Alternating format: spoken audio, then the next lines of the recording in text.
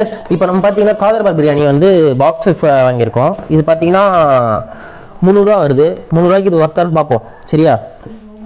இந்த பிரியாணியில் பார்த்தீங்கன்னா பாக்ஸில் வந்து 2 குலோப் ஜானு, ஒரு ரைத்தா, ஒரு பிரிஞ்சால் பிரியாணி. இப்போ சொன்னது என்னன்னா பிரியாணிக்குள்ளே வந்து வாங்கினீங்கன்னா 2 பேர் சாப்பிட்லாம் நார்மமாக அப்படின்றாங்க.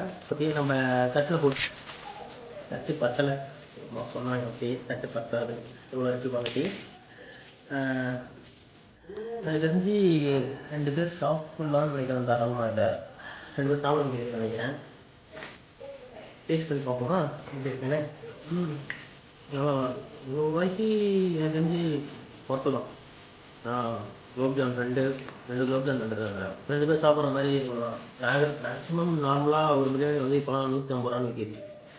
2 பேர் சாப்பிட்றதுக்கு 300 ரூபா கரெக்டான இது. எனக்கு தெரிஞ்சு 2 பேருக்கு மேலே தான் சாப்பிட முடியும்னு நினைக்கிறேன். பீசஸ் நல்லா புதுசாக வச்சுருக்காங்க.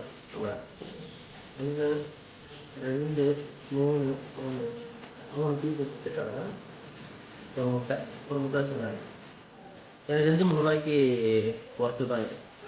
இதே மாதிரி எதனா ஒரு வீடியோவில் அடுத்த மீட் பண்ணணும். பாய்.